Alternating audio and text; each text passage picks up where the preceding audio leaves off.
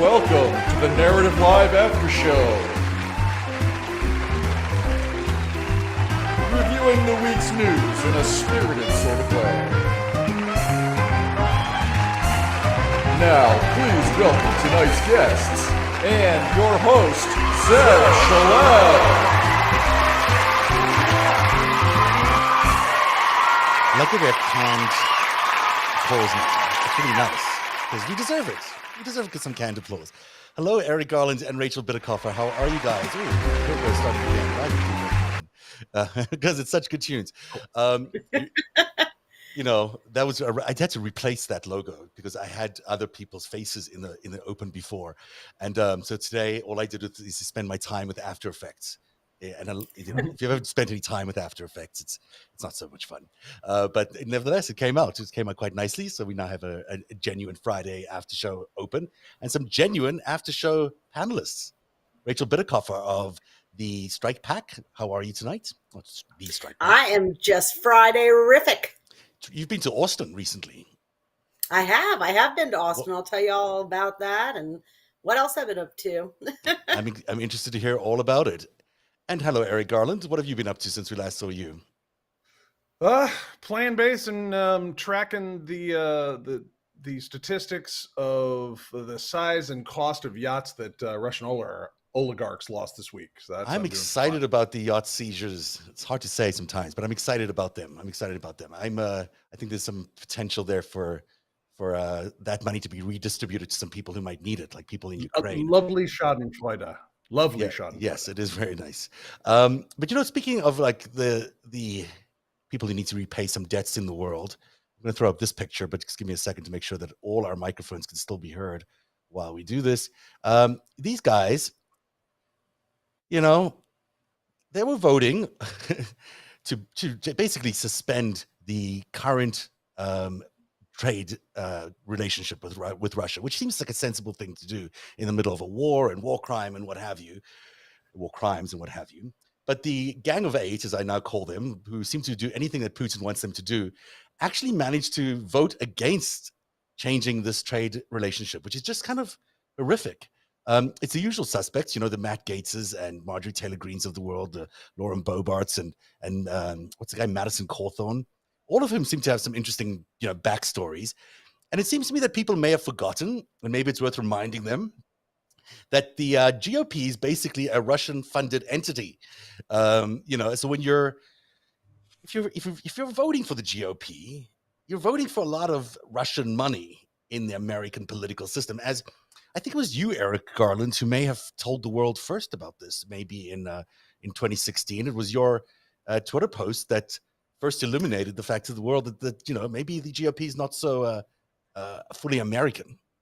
Well, hold on. I was about both sides had propaganda aimed at them, and that Russia has intelligence services that love to do that kind of thing. I still had a lot to learn about the funding. Like, I absolutely didn't know what the NRA had taken in that many lifetime members from Russia, a country where you don't have gun rights. I thought that was delightful. I still had, in December of 2016, I still had that to learn. So, well, there was a lot to learn, but still, you were one of the people who are out there in the forefront, telling us that Putin's a danger to the world, telling us that Putin is trying to mess with American democracy.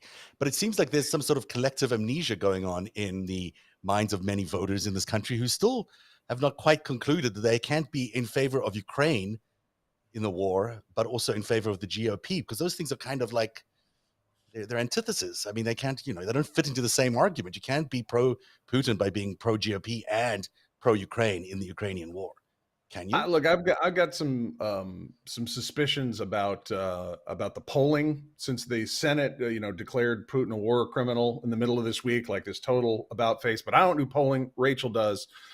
So if you know how this is polling, it seems like the whole Ukraine thing's pretty popular, but kicking that. It does seem like it is. Rachel, I'm really glad you're mentioning that. I mean, I just saw some survey data today too, and it was framed in such a way as, to highlight the bipartisanness of the Ukraine response. And it is true. I mean, especially by today's standards, this is a kumbaya like moment, right? We're Mm. seeing Republicans and Democrats pretty much universally working together to really heavy hand. I mean, we've economically nuked Putin basically, right? Basically. And so like you could look at that data and say, God, this is great. But the fact of the matter is, Zev, is that if you take it and put it into a broader context, it is way too low. Okay, what we should be seeing is a rally around the flag effect in the 80s. George W. Bush, even though he, all the divisiveness of 2000 and the midterm was coming and like the recession was hitting, it was just a very terrible environment for him. But as soon as 9/11 happened, those weeks, that first 2 weeks after, he was at 90%, dude. All right, and granted that we have not been attacked, but we can't ignore the positivity that there is, only a slice of the Republican Party is publicly willing to like go and tow water for Putin, though a lot of it's entertainment, apparatuses. So that is good. But at the end of the day, this is not a Ron Paul, I hate all war and all foreign intervention protest vote coming out of these 8. This is a statement. This is a statement that versus democracy and autocracy, they're on team autocracy. And these are not inconsequential people. They're not the squad that have no actual influence in the party. They don't chair committees and, have huge fundraising and grassroots reach. Like we're talking about this situation where 8 Republicans have basically publicly declared for Putin now, and we hear nothing from the Republican leadership about it. There doesn't seem to be any appetite to take them on this. And it's a cancer. It's going to spread as the longer this invasion lasts and the longer right-wing media has to shape public opinion. You won't see a rally around the flag effect unless Tucker Carlson allows Republicans to root for America. And it's dangerous. I think it's so important what you're saying, because basically, even though there are people in the Republican Party that are, Ben Sass is one of them, who are so pro-Ukraine, you can't stomach it even. But the reality of it is they've not changed. They are still the same GOP. I mean, here's Madison Cawthorn, who came late to the Zelensky address. It's something you can be late to, maybe not the Zelensky address. He comes in, he calls him a thug, he calls Zelensky a thug, and then he says emotions should never guide our foreign policy after missing half of Zelensky's speech. I mean, this is a guy who we still don't quite understand how he or why he landed up going to St. Petersburg on a mystery trip to a casino, and how he met his Russian wife. Point of order. After Putin had outlawed casinos. Right. I have to put Putin outlawed casinos in 2009, and I know that because these guys are very tricky. They sold off all the gaming equipment around the world to these various other people's casinos. And guess what? This is going to shock you, but that stuff was hackable.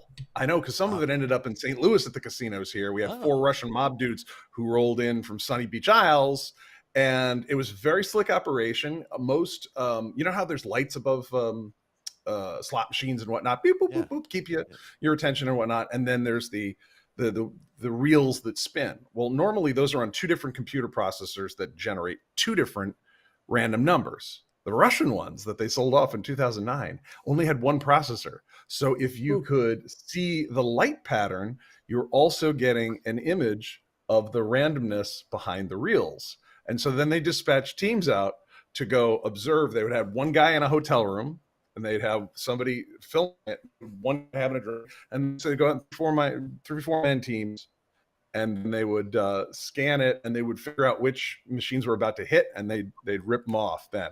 And they had to outlaw gambling in 2009 to distribute that equipment around the world. Madison Cawthorn says that he just happened across. He went snorkeling from Estonia. He was on a trip to St. Petersburg with the casinos that had been outlawed, and just happened to meet a girl. I did look this. I looked this up. There are ferry rides from I think it was Sweden that he was vacationing in, and there are ferry rides from there to St. Petersburg. I mean, they take it overnight. You have to spend like a whole night, and they apparently went for the weekend. So it's a long way to go just to play a game of What, you cards mean or one whatever it doesn't is. just end up in Russia? Yeah, and then he lands up with a Making out with a chick at a casino that's been outlawed. and he's an Yeah. American And if you serviceman. are going to end up in Russia, like say for an incidental basketball game, Yeah. for fuck's sake, do not take pot with you, okay? It's Yeah. Russia. God knows Was what he took someone with him. carrying on one of those trips? Well, Yeah, he met yeah, it. there's a big headline. Zeb, why don't you fill in? No, you go ahead and tell everyone. Okay, but it's a big headline all week. There's a WNBA star who was stopped coming out of Russia, and she had all they said she she was had was a carrying weed? vape. So like she's probably in California or whatever, and there's pot everywhere, and it's you forget. But like for fuck's sake, people don't forget. Like Russia, Florida, Texas, those are third world countries. You don't want to take a vape there. Well, they've got no judicial system, right? You don't really want to be going to Russia if you're an American anyhow, Dude, except the if you're drug Madison Cawthorn. laws- In which the case drug you do. laws in some of these authoritarian, not even necessarily authoritarian places, like Thailand, are so strict. You're looking at like 20 years. So never, ever, ever take drugs internationally. But you could get Bad easily idea. caught up in a legal case there, as I think she does. I think the reason she's in jail has got a lot more to do with the war than anything else. I mean, it's not. No, I actually tell you what, I think it's the opposite. I think they are like so zero tolerance about drugs. Like the last, like remember the kid in that Russia, got Russia loves drugs. They're a mob state. well, I mean, not for the people though. Oh. No, I think they do. I think they love their. Isn't that where they make a lot of drugs? I feel like the Russian mob are involved in those kinds of things, gambling and drugs. I feel like that's kind of stuff they do. I don't know. But no, this is hashish. This is vapes with a little bit of weed in it. I think it's legal. Not in Thailand Not in or Thailand. some of these other countries. Like a little vape, guys, could be 15 years in like a third world country prison. So do not do that because you live in a liberal democracy. You don't want to go elsewhere. Yeah. Returning to Madison Cawthorn, he got to Russia and picked up a friend who was a U.S. serviceman who was there to meet him at the casino, former U.S. serviceman. They became really good friends. And then a few months later, I believe, the said U.S. Serviceman arranged what's it called? There's an exercise craze that everyone's crazy about. You lift very heavy things. It's called CrossFit? Bench curling? CrossFit. So anyhow, No. so he arranges a CrossFit event where it was engineered for Madison to meet his new Russian wife at this CrossFit event. So it was an entirely fake CrossFit event. Of course, he's in a wheelchair, so there's that too. But nevertheless, that's how he meets his new Russian wife. They get married for a year. He subsequently divorced after I think it occurred to him that maybe he was married to a Russian asset. I don't know. And maybe he still likes the Russians. I don't know. But it does seem to me that the whole GOP from Moscow Mitch on down, this is the Republican, QP. It's the G. Well, look at the tell with the sanction list, Yeah. right? I mean, Yeah. they list like 12 people, 15 people, and not one of them is a Republican. So that's kind of telling, don't you think? It's very telling. Now, I'll show you something else. Remember this? You guys might remember this moment. Yeah, oh God, I'll never forget. Oh my God. I want nothing. Oh my I want God. nothing. I want no quid pro quo. Tell Zelensky to do the right thing. This is the final word from the President of the United States of America. Oh, those were good times. Dude. Such a good We president. lived Can you through some imagine? crazy shit, didn't we? Yes, And we did. And we need to remind God. people that this is a bad thing to go back to. We do not want to go back to an era of Donald Trump and the Republicans running the country. They were terrible at it. They did an awful job. We can't go back to that. We can't go back there. So You if know? there are people still, having maybe ideas that they support the GOP in any way, we need to stop that. We need to just, I think That's someone said this right. week, it was a time for choosing, if I'm not mistaken. I don't know who said that. Yeah. Who Because said here's the thing, Zev, that you should understand about that thing that you just sent that me and Eric and you all reacted, and I'm sure the audience, hi out there, everybody, reacted as well, is that like we could not use that on a direct mail or in an ad without a lot of context because almost nobody else in America even knows that happened. Right. Which thing are you talking about? The ad or the... Yeah, just the fact that Trump, the whole thing with the quid pro quo through the Zelensky Yeah, gate. do you guys remember what that was the shit about? with the memo, like the most people never watched any of the impeachment stuff. Yeah. They never sought any news or information about it, and don't know any of the revelations. They don't know any of the shit, like Giuliani's conversations in the restaurant Right. with the Remember that? ambassador, the shakedown there, like that kind of stuff. People, I think our folks just assume everyone knows this thing happened, and actually 80% of the population has no, at least 80 has no idea that that ever happened. What was this, Eric? Can you remind us what the quid pro quo was, just so we remember? Well, and I'm not sure if that was a real that image was real or where that came from, but That's a mean, real what thing. was the That's quid? that's It's really real. that's So, real. Eric, just so to help you, when Zelensky Gate was first breaking, and then like the and Vindman whistle blew, right? Mm. Like Trump had to come and give a statement, or he chose to come and give a statement, and he was going to address the press, and they were going to be asking about quid pro quo. I give you these weapons, you give me support in my next election. And so he had to make himself, I shit you not. The reason we have this is because the White House press corps is basically saturated around in terms of camera. And he was walking up to the stage with this pad. And this is just a close up of him standing, getting ready to address them and looking at this pad. That's his actual speech note. But you know, it's interesting what He you point used out the- there, Rachel, is we shouldn't gloss over this fact that Donald Trump did not want to give the Ukrainians weapons, as you pointed out last Right. week, I think, Eric, in exchange for he wanted to support, unless they supported his investigations into Biden. Which is, fast forward a few months, and here we are at a war where those weapons could have been very helpful to the Ukrainians. I mean, this goes back all the way to 2016 and the Cleveland RNC. I mean, I think we've talked about this on at least one other episode of the show here. That's specifically what Paul Manafort got in there and wanted to take out. And no shock there. That's something that Putin wanted out because this week I saw a video of the Javelin hitting a tank for the first time with all of its AI guiding systems, and it just kind of like boop boop, kind of floats around the battlefield and figures out exactly what it's looking at, and whoop, bam, like spiking a volleyball. Those things are neato, man. Yeah, and you see the switchblade ones; those are really good too. I mean, and the NLAWs, I like the NLAWs as well. Yeah. So those are necessary. So there's a reason that Putin didn't want those on the field because apparently they're very hazardous for tanks. But this was the exchange that Donald Trump was willing to make. So if you're going to be a Donald Trump supporter in the next elections, keep in mind that the kind of thing he will do is stop arming the Ukrainians in exchange for some dirt on his opponent, which is basically what he did back then. Or let the Kurds get slaughtered with the hopes of building a hotel in Turkey, shit like that. Yes, exactly. Exactly. Remember that? Then there was this guy. This was the ambassador. I guess this was our ambassador to Ukraine. Or Gordon Sondland. He loves your ass. Gordon Sondland, the guy who was talking to the president in his special outdoor cafe skiff. Yeah, he was actually the ambassador to the EU or NATO or something. EU. He was the ambassador to the EU. But for some reason, the people in Ukraine, the ambassadors in Ukraine weren't doing their job, as you remember, because they were going to go through some things. So in came the EU ambassador, a friend of Donald Trump, so also a billionaire, owns hotel chain or whatever it is that he owned.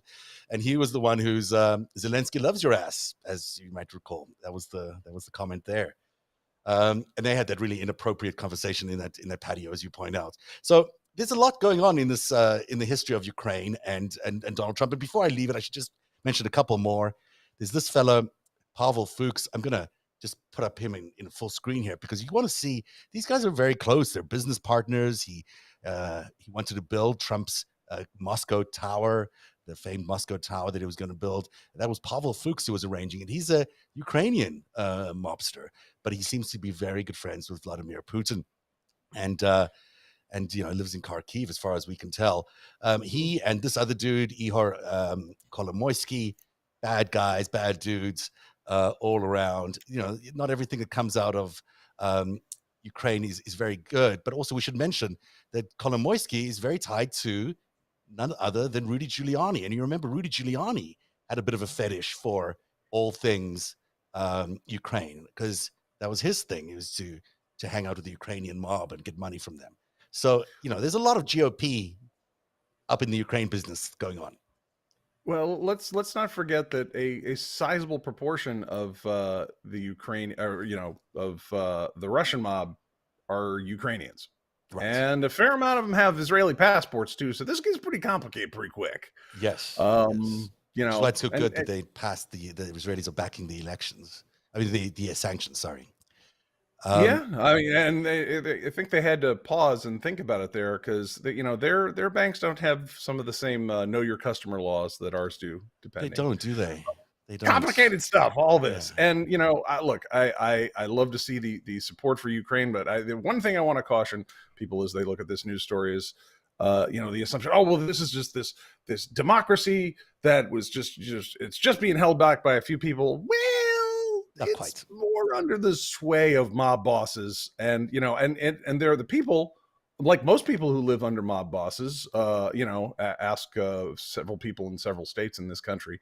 If you have a mobbed up government, that's not your fault, and you may want the rule of law.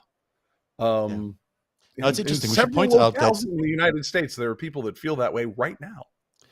yeah, Mhm. Kolomoisky, by the way, who was a backer of Vladimir Zelensky, apparently they had a Mhm. falling out in January. So apparently the reason that Zelensky sort of become his own man in recent months is because Ihor and him are no longer together. Now, that is internet rumor. I haven't confirmed it, but it would be interesting to see what their relationship is still, because it would be kind of disappointing if Zelensky was still beholden to Well, Mr. Kolomoisky. Kolomoisky, when not laundering money to buy Cleveland and parts of Louisville, and apparently owning the hotel that the GOP had their RNC 2016 event in. He owned the media network that brought Zelensky to popular acclaim and in Ukraine. And what I look, since it's a Friday show and we're about the lighthearted stuff, I think it's kind of cool that Netflix is running episodes of that show to kind of give everybody a feel. And I remember the one scene that I saw, which was Angela Merkel calls him up, as of course, for those of you who don't know the premise of Zelensky's television show, he was like a high school teacher who gets made president and tries to find his way. And so Angela Merkel calls him up and says, "We would like to welcome you to the European Union." And he's like, "Fuck yeah." And then she goes, "Oh, I'm sorry. We thought this was Montenegro." I got that clip somewhere. I got to find that. I might play it if I can find That's it. awesome, dude. It's very I funny. love that. And he's got great comic timing. And Does he? I have to check this out, man. You just made my life richer. I didn't even know this existed, dude. Oh, He's yeah, a very good actor. It was like a more wholesome version of, so Trump was a fake CEO that NBC was pretending was a real CEO. Then this is what so we didn't see this coming, but Ihor Kolomoisky's has backed a more real and more honest political process here, because Zelensky played a fake president on television. Everyone knew he was an actor and not really president. And then he ran for president. He made president. Whereas in America, we pretend somebody is a billionaire who's actually zillions of dollars in debt to China, Russia, and the Genghis But Khan. Let's be clear about this. I mean, a lot of being a president is acting. I mean, it's sort of a good skill to have. A lot of the time, they're putting on a good show. Here's what we don't want to accept is that, the last thing we would want in 24 is for the Republicans to run another celebrity, dude. I mean, not to take anything from Ron DeSantis. He's actually overperforming in terms of name ID salience right now for the 24 nomination over where you would expect him to be normally. But at the end of the day, Donald Trump got the presidency because he was a celebrity. If you take that away and add, all the other stuff is constant, it doesn't happen. And it was 11 years of propaganda. America would absolutely vote for Arnold Schwarzenegger or any other A-lister as president. You mean somebody who is successful at their given profession? Yeah, we could at least try that, right? Instead of it being what's that guy with the crazy hair and he's always drunk, the actor, the blonde guy, Boris Johnson. And he's always yes, it could be a lot of people. Boris Johnson. That's who I was trying to think of. A rhesus monkey missing a lobe of his brain could have done better than Trump. This Yeah. is not really up Yeah, for he really. debate. I mean, really, the The bar is that rhesus monkey low. wouldn't have been in debt and feeling guilty all the time.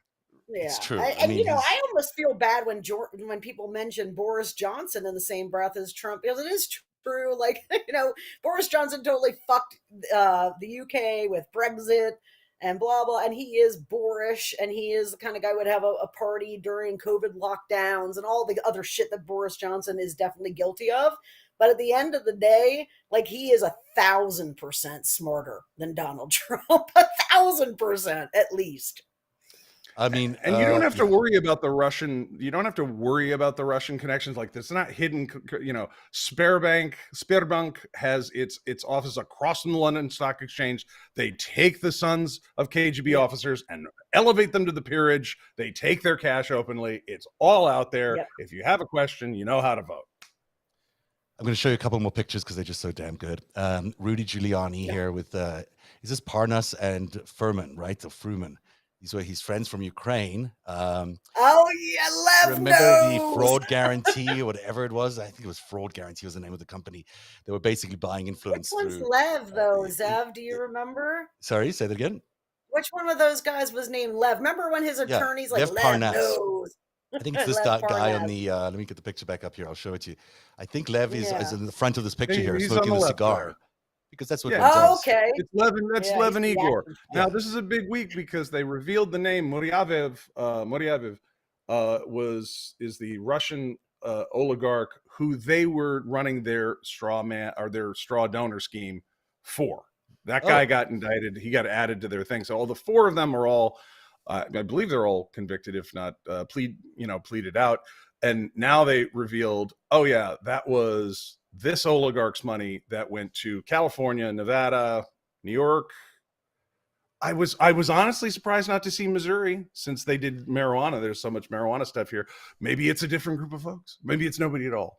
Just throwing that out there's there. always a mobster involved. That's a nice picture of the former president as well, with Lev and Igor and Giuliani, the head of the Ukrainian mob. I think, at least in America. This is what we're dealing with here. By the way, just before one more picture, because I love the GOP in the Ukraine. It's a good history. Here's Rick Perry. When he, and look how uncomfortable Zelensky looks over here, because this is when Rick Perry went over there with a bunch of really wealthy American businessmen to basically buy out their natural gas supply.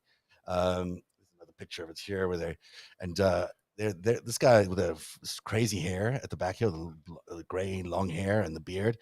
He's a Republican GOP investor type, and they went over there to try and basically buy out all the natural gas and make the place even more corrupt than it was. And there's Ambassador, I forget her name now, but Maria Yovanovitch, whose book is just out. There she is, having to deal with all these people, stopping the corruption and then getting bad things done to her, as they said. So wasn't it too that Perry was sent in Trump's stead because Trump withheld his personal visit because Zelensky didn't, I think so, toe the line on the extortion deal? The visit would have been Zelensky coming to the U.S. Yeah.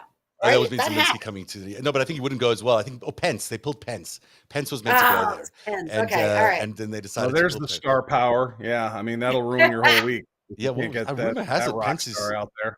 Pence is thinking of a run, and apparently he's been having conversations in. He ought to start running in Israel. Apparently. I mean, so is Andrew Cuomo, right? Like, I don't know if you guys saw that. I'm like, who the fuck is around these men, man? Someone's got to tell these people the motherfucking truth, right? Like, how echo chamber do you have to be Andrew Cuomo right now and think, you know what, fuck it, I'm going to go and enter the Democratic primary? Why is he going to do that against Biden? I mean, that's insane. That's just insane. No, the Democratic primary for the governorship of New York. Oh, that I can see him doing. I could see him trying to pull that off again. I mean, he's that kind of crazy. He's that kind of. He should check I don't do political ads, but if I did, I would just down here in Virginia and see how that went for him. This isn't the Republican Party.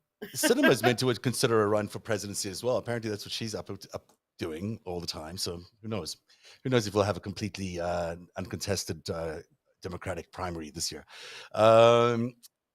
Let's talk a little bit about DeSantis and Trump, because boy, oh boy, I'm a little concerned. The love affair with DeSantis, even amongst the so-called left-leaning press, is a little much.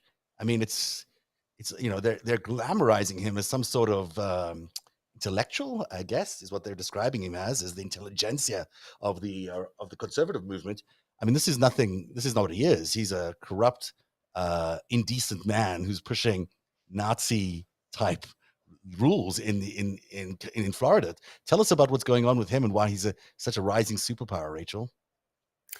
Yeah, so within the Trump world of like the MAGA active Republican card carrying, still fucking trying to elect these people world, there is no doubt in my mind that there's a very small and increasingly small-ish contingent that believes Donald Trump is viable, right?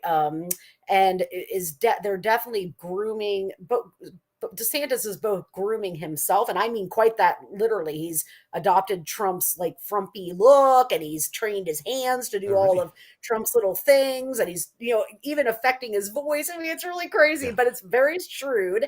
And a lot of people see DeSantis as the guy that will go in there and dismantle the Justice Department, weaponize it against our opponents, do shit like that, but will do so in a controlled, sane, media acceptable way. And what's really good about it, though, is this: DeSantis and Trump, like one man enter, two men enter, one man leave, right? I mean, it's just a fucking fact.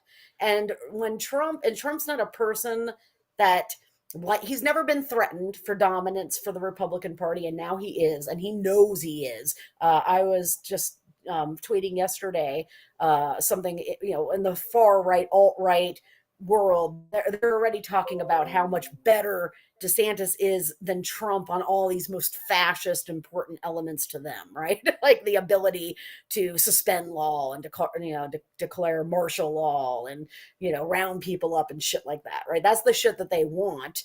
And they are definitely adding their voices to let the other voters know that the buck should be passed to DeSantis. So DeSantis is twice as dangerous as Trump because he's going to be coming into a system that is already destroyed, essentially. We've got Twiddledum and Tweedledee on the left who think, oh, well, the rule of law, the law will protect us, the Constitution will protect us. And it's like they've never examined a society that has collapsed from democracy into some other form, because the first fucking thing that happens is the law gets suspended, right? Or it gets overridden, right? And to rely on it in the long term, any plan that has Republicans in control and administering a fair rule of law system under these conditions is just unicorn dust. And DeSantis is extremely dangerous in that regard. Which brings me back to this idea of you can't be in favor of the Ukrainians who are pro-democracy and still be pro-GOP. I mean, these things they just don't exist in the same universe. I mean, the kind of laws that DeSantis is trying to introduce in Florida are draconian at best, but they're also, there are laws to investigate voter fraud when there isn't any voter fraud, and they have a whole new police force to investigate the voter fraud because they want to manufacture the voter fraud. There's the don't say gay laws. There's the anti what is it called? You're talking about it to what was the THC? THC is not that. What is it called? Racial something theory. I'm sorry, what? The race something theory. What is it called again? Oh, critical. Yeah. Critical race theory. Those are, by the way, I really need to make this point, guys, because we're sitting here 20 years at least after ALEC, American Legislative Exchange Council, really got humming. And what that does is it creates model legislation, and then they introduce. So people think the Republicans are incompetent and they're not getting any government done, where they're getting a shit ton done in places where they have full control. And and what they're doing is CRT bans, laws that are allowing child protective services to investigate you for child abuse if you accept your gay child or your trans child, right? They're literally weaponizing the government to come after you for political purposes. It is supposedly the antithesis of conservative orthodoxy. Just to be clear, they're saying that if you are a parent of a transgender child, they can send child protection services and take your child away. Yes. Because you've been So you have two choices. You can deny your kid who they are, and you can let them get destroyed emotionally, right? I mean, the suicide rates for trans youth, it's right. Super you high. know, or you can risk a neighbor, a friend, a teacher, a relative, your Trump uncle calling CPS and sicking. I mean, imagine the trauma that these poor kids and these families are going to go through under that. And it's, again, it is weaponizing control of the state to turn the state into a weapon for political purpose. That's what that is. And we should really make sure we keep the focus on the appropriateness or not of that kind of role of government in a democratic society. You know who does that? Vladimir Putin does that. You know who's pushing all this anti-gay agenda? Vladimir Putin is pushing all that gay agenda. So, you just can't be pro-Ukraine and pro-GOP at the same time. You just can't do it. Eric, what do you think of DeSantis? Do you think he's going to have a real go of it here? You know that part of the world. No, I think he's the Russian mob backup plan, because the Russian mob doesn't own every place on earth, and it doesn't own every single corner of the GOP either. There are other foreign elements in there, but they own Florida. they own Florida, as sure as they own, that's for sure, Moscow. And look, their last asset, Donald Trump's, on the way out, one way or the other. And DeSantis is the backup, and so he's being pitched as part of the horse race as being the backup. But something tells me that DeSantis might not make it all the way to the dance in 2024. I imagine we'll find some dirt on him by then. I don't know. He seems like he's got. I feel like we're talking past the sale with a lot of the individual problems of GOP policy making. These guys backed a violent coup d'etat against a democratic government, and until the people behind that have gone to prison after being tried in a fair judicial system, I really don't have much else to discuss. I'm in the intelligence community. I'm here for national security. I'm not partisan. I don't want to be, and I don't want to frame things as partisan. But here's the deal: there's one group that backed a violent coup d'etat, and there's one group that didn't. And that's it. Everything else is frosting on the birthday hot dog there. Were you as surprised as I was to Eric, see? Of course, it's not just that it was a thing that happened. It's that it's a continued thing that they tried to block the investigation of, to cover up their own crimes, and I have no doubt they intend, if they take control of the federal government. I mean, look at the abuse of the pardon system under Trump. It's so astounding. Even if that was the only thing you ever knew about the Trump administration, it is disqualifying, impeachment worthy, prison worthy shit, right? Yeah. And I am operating under the belief that if they take control of the federal judicial branch, they will vacate sentences. You'll see Bill Barr in court defending January 6th insurrectionists and shit, dude. It ain't gonna be pretty, guys. Well, that commission is going to be the first thing they get rid of. I mean, they're not interested in this commission actually ever giving its findings. But you're right. Why is there an investigation still underway? We found out today into Hunter Biden, and not an investigation underway into Roger Stone. I just don't understand. Hold on. There's a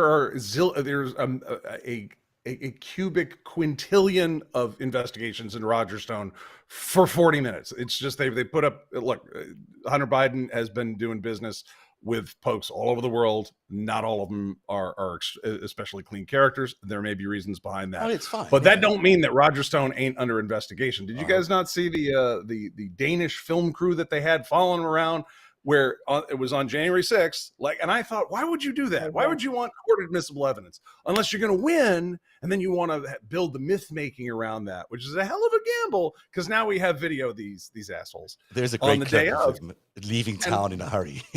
Two big things happened. We got to get out of here. Yeah. It's really what it was. Two big things happened on January 6th, in addition to the violent coup d'etat attempt. Of course, Georgia elected two Democrats, a black guy and a Jewish guy, and they put up Merrick Garland's name for Attorney General. And Roger Stone is on that video from the Danish film crew saying, "Oh God, it's Merrick Garland. Oh, that's going to be bad." Like, he knew Like, oh, you mean the guy that they screwed out of the, the guy who prosecuted the domestic terrorism in Oklahoma City? You mean That's that right. Merrick Garland? You mean the Merrick The Garland they were going to dog put on with the the Supreme Court? bone Garland, right? Yeah, no shit. Like that's, I mean, people who don't understand how DOJ works, especially in this case, Eric, and I'm interested in your thoughts in this too, because you probably do follow a lot of the federal docket and understand the general norms of it. So, yes, it is normally impossible for us not to know when a federal investigation is going on. But what we were like looking at for Garland, his decision calculus requires him to, and I disagree with this norm, but it's a norm that we don't go backwards and prosecute other political, especially presidents, for behavior. Right? He has to cross that norm. And I am fervently believe that if he fails to do that, we're already sunk. It doesn't even matter, because if you have no rule of law, you have nothing. So he has to do it. And my assumption is that they're trying to keep that hidden by allowing the select committee kind of to be the forward facing grand jury component of the investigation. And so I was kind of like to hear your thoughts on that. Sure, the structure there, the FBI and grand jury stuff is going to be secret by nature, and rightly so, because you don't want people destroying evidence or intimidating witnesses or any of that. So that's going to be behind the scenes. This is so important. And, and Merrick Garland and others have described this not only as the largest investigation in DOJ history, the most complex investigation in DOJ history, but Merrick Garland said just last week, the most urgent. So nobody is taking this unseriously, especially not that man and not his very, very capable lieutenants. Thank you very much. Now, the role of the January 6th, further to what you just said, Rachel, the role of the January 6th committee is very particular because it is forward facing. They cannot bring criminal charges. They may make observations, as they did 10, 11, 12 days ago, that which was in the Central District of California with John C. Eastman, who was looking to keep his emails from his employer, because when you commit treason, definitely use your work computer, people. Solid OPSEC. He was trying to hold on, that's my I'm an attorney. I get attorney trader privilege at my workplace, which is funded by you can't even. Yeah, which is a public university. Public university, Chapman University. So the Benny Thompson et al., the January 6th committee, full of attorneys, full of prosecutors like Adam Schiff, who've put away espionage cases, come out and go, oh, will allow us to retort. Actually, that's not privileged. Here's why: crime fraud exception. And they came right out, and with saying that, we've seen enough to believe, and we believe that if you review this, Your Honor, in camera, in chambers, you too will agree that he doesn't get any attorney privilege. He shouldn't anyhow. There's no underlying litigation. So that's done. But he especially shouldn't, because this crosses the crime fraud exception. So if you're an attorney and your client is in the active commission of crimes and frauds, you do not get privilege. In fact, you are ethically required to report that, which Mr. Eastman seems not to have, since he's a Federal Society guy who is his eyebrows in this treason stuff. And the Jan 6 committee said, oh, you want to play that game? Well, here's a court pleading, saying interesting crime fraud based on you, Mr. Eastman, and Mr. Trump. And you'd think so too, Your Honor. And you don't have to do this in front of God and everyone. It doesn't have to be an open hearing. You can do it in chambers secretly, but you'll agree with us because we've seen enough to know Donald Trump committed crimes. And that was like, oh yeah. And especially since they only have subpoena power. They don't have the ability to get a Title III intercept. Yeah. No doubt. FBI can, and for those at home playing along, a subpoena is something that issues after they send the letters and they say pretty pleased with sugar on top, because they are the Congress, and you get to situations like Steve Bannon where he's so contemptuous of Congress that they hit him with a criminal contempt charge. But that takes a while, and you have to put it before another grand jury, because the way they can collect is public, and they can do it through subpoenas and letters of request and all this. The FBI is not so constrained. They can have a private a secret investigation. They go lawfully to a court, and they get a Title III warrant for everything to, searching through your bank records, your apartment, your phone contents, who you've WhatsApped, and you don't find out about that until you get hit with a grand jury indictment. Right. And so the role, to Rachel's point here, the role that the Jan 6 committee has done is publicly, they're able to go out and go, hey guys, look what we found. The slow, very shallow way. Like, if you know the difference in what these two, institutions can get for information, and they're like, hey guys, we basically just say pretty please to all the people you've heard about and don't do anything in the back room, and we think there are criminal charges. Wow. I think there's no way that the FBI, the U.S. attorney's offices, dogs are hungry, indictment. We can hear let me ask you a sort of a question here then about all of this. Do you think that the fact that we're at war essentially with Vladimir Putin is playing a role in whether we're proceeding with charges against his man here in the United States, Donald Trump? One of his men. Huh? One of his men. Yeah, I mean, I would think that might be a factor. I don't know. Remind me of your dog's name again. Hamilton. Is that his name? Hey, Hammy. Come here. How are you, Hammy? Lay down. Ginsburg, lay down.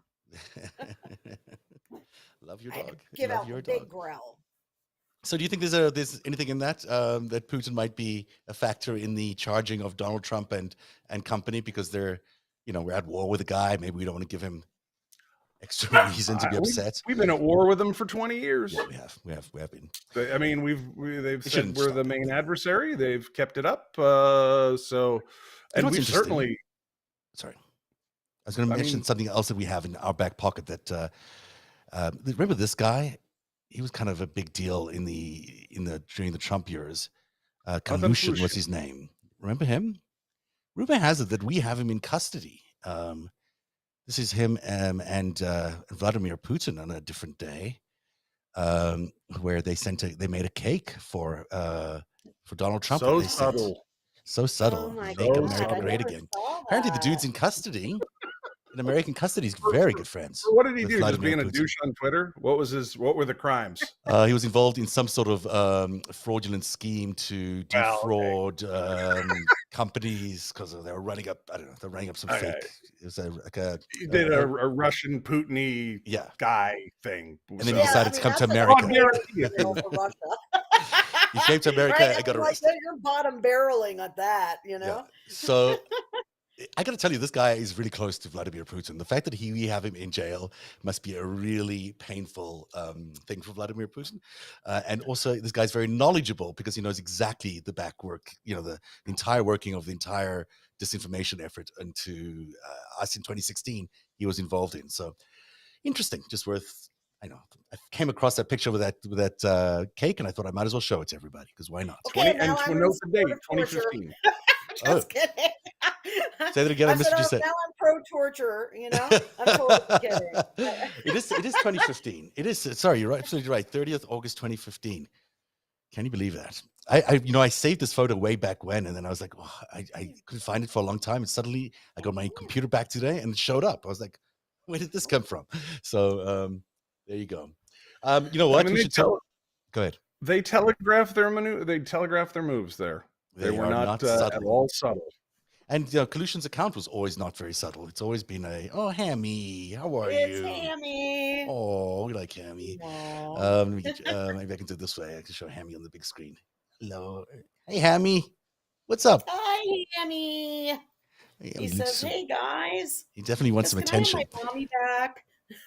You can have her back in just a few minutes. We're just going to play one more game. We're going to play Name That Yacht. Ooh, fun. I don't actually know the names of these yachts. I bet Eric's going to kick our asses on this, dude. I bet you will. Any of these I might. There's two of you here. Hang on. Let's where's my yacht pictures? Oh my gosh. I can see Eric's gunning for that shit too. I always like another person that loves competition, Eric. I don't know. I don't know the names of these nuts. That's the dirt mall one. He got that at a flea market. Yeah, That's that's the Lady M from Alexei Morashev. Crew of 14, 6 guest cabins, $27 million. Am I right? $27 million. Wow. That's not bad. I think you're right. I mean, I've only got the photos. I've got no names in them. This looks like incredible. This is a fortress. Like he knows, dude. This is a fortress. Yeah. I know about their slot machines, and I know about their keep them coming. Oh, sorry. Here's the next one. Sorry. Nothing brightens my 2. weekend. Oh, that's the big one. It's big indeed. What the hell's going That's on? the big one. That's the SYA, the Sailing Yacht A from Andrei Melnichenko, $440 million. Those are the tallest masts in the world, 469 feet, 8 decks. It has multiple elevators, and now multiple elevators. How many floors does it multiple have? elevators. So is it a yacht sailboat? Is that what that is? It's like a floating fortress. It's a military installation. It's a floating human trafficking device. Yeah. The tallest in the world. I mean, I've never seen that before. It's like it's got the sails, so it's like, somebody's compensating for something on that ship. A little bit, yeah, a little compensation going on. All these yachts are a little bit of compensation. All say he wishes. Who's this? What's this yacht? Is that the Valerie? I think it could be Chemezov. I think it could be the Valerie. Damn, Eric, I'm impressed. 279 feet, 140 million, I think. 140 million for that? Are you serious? Why? Have either of you guys ever been on a yacht? I've been on a yacht. I've never been on a yacht that looks like that. But you've been on a yacht. That's cool. I've never been on a yacht. I've been on a smallish yacht, not on this thing. This thing. I want to be on a former Russian oligarch's yacht. I want to have a big ass party on that thing, dude. It'd be we awesome. should send it to Ukraine, and people can live on them while we. They really should. That's what I exactly think that they should do. I think they should take all these yachts and turn them into refugee housing. I think so. I mean, why not? I mean, what else are we going to do with these things? And certainly the Ukrainians should take full advantage of them. What's this one?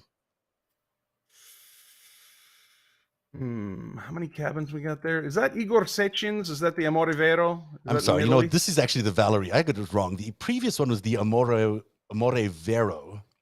Oh, okay. That was Igor Sechin. So, and this that was they were within 10 feet of each other. 278, 279, and 289. So this is Sergei Chemezov's Valerie. So he's the former KGB officer, because that's how you roll when you're a former KGB officer. Well, I'm going to call it the teeny weeny, and it's a double entendre. And there's one last one. I don't know who. Let's who does this? Who owns this yacht here? This is the Lady M. I'm afraid. I'm sorry. We got this a bit wrong. Okay, I actually do like that one. I mean, as far as these things go. Yeah. This is Alexei Mordashov. Like the thing that matters the most is that top front deck. I mean, it's got to just have, I want a really nice patio space up there if I'm going to be cutting through the waves. Oh yeah, you really are imagining your life as a Russian oligarch, aren't you? Wouldn't it be nice? Wouldn't it be nice to spend a day as a Russian oligarch? Well, they no longer have their yachts. Even some of their planes have gone. The Canadians have impounded one of their cargo planes, those giant Russian cargo planes, and it's being used now in the service of the Ukrainian army to ferry gear and survival stuff to the Ukrainian army. So if that's a trend, maybe they can do the same thing with their yachts. Seems like a good thing to do. We're out of time, but we should remind everyone at the end of the show that if you can't be in favor of the Ukrainians and the GOP at the same time, they don't make any sense. That's my thinking. Rachel, give us some last thoughts and where people can find you. Oh, we've got to pay your ad. Yeah, I mean, last thoughts for the week. Here we are. We're on week 3 of the Ukraine invasion. Russia, here's the good news. I want to leave on a positive note, so I'm going to tell you guys this. I've been studying a shit ton of military strategy too, by the way. Anyway, they have deployed they have deployed their entire force that was gathered to go into Ukraine now. And of that force, they are sustained a casualty rate of around 10%. And the reason why that's significant is that once you lose about 10% of your troops, your mission starts to become compromised. You start to lose core elements to troop motivation, cohesiveness, all kinds of shit. And if we can keep President Xi in China from assisting Russia, we might be able to burn these motherfuckers out. Oh, I forgot to mention, that was a big deal today. That Biden-Xi Yeah. phone call was a big deal, and I think it came out pretty much in Biden's favor. I don't think we heard from the Chinese that they were going to be, in support of this of this Russian war effort at all. In fact, it seemed like they were looking towards peace and enlightenment in the world, which is not, I'm sure, what they planned on doing at this time. But it's good news. Well done and well played. It was a to 2-hour Biden. call, too, Zev. 2 hours him and Biden were on the phone. Well, can you imagine being on the phone with Xi for 2 hours? I'd be suicidal at the end of it. But it's not like you're talking to Trump, though. It's not like I'm talking to you guys. So I think that was a really big deal today. I think, Putin cannot be any more isolated than he is today. And apparently he was on his way to Beijing for a meeting with Xi and then turned around halfway to there. No, so that was Lavrov was halfway. Lavrov. Okay. It's interesting, if he left the and stove that was on. Today? That was Or he that was got yesterday. sanctioned by gravity. Who knows? Today he did that giant rally. Putin did a giant rally, which Okay. he's in trouble because he can't stand being around people because of COVID. It's going to So make he- a great ad, so though, because he- now you can take Putin rally and Trump rally footage Yeah. and mix it together, It's seamless. and boom. It's seamless. know? It's the same thing. It's the same design set. Yeah, Same set I mean, design if and you're orchestration. asking for an optic to make it easy, because you got to make it easy. So, like, we can understand democracy, autocracy, Right. but we got to teach the public that if we want to use it. There's nothing fucking better than that footage from Putin. I mean, it was such a gift. That is really good. And the Democrats need to define a different version of that, so we don't have the same look and feel for our rallies, because I think that now is beginning to feel like a Hitler style rally. Mr. Garland, final thoughts from you. I agree. We should not invite Margarita Simoyan from Russia Today on any American political rallies. I'm with you. Have a great weekend. Love that. And that's the show for tonight. This was fun, guys. I look forward to doing this again with you next week. Thanks for being here. Rachel Bitterkoffer of Strike Pack and Eric Garland, intelligence analyst extraordinaire. And also your podcast is available on your Patreon, which people should check out, right? Yeah, Eric? And on Apple and Spotify, our new episode dropped this evening. So Game Theory Today. Theory What's Today on that? podcast. What's on there today? What are you talking about? Let's see. The big stories were seizing the yachts. So that's where I knew some of that stuff. From the GOP congressman going on trial for taking illegal campaign donations from a suspected Hezbollah financier, and the insurrectionist from Washington who decided he was going to adopt children in Ukraine through a for-profit Florida corporation. So that's a really interesting story. What an interesting lineup you had there. So everyone should check out Game Theory Today with Eric Garland. It's on your Apple podcast player or wherever you get your podcasts. And that's the show for tonight. Thanks for being here and have a great weekend, everybody. Have a good one. Bye-bye. Bye, everyone. Narrative is made possible by viewers like you. Join today and support truly independent journalism at patreon.com/narrative. That's patreon.com/narrative.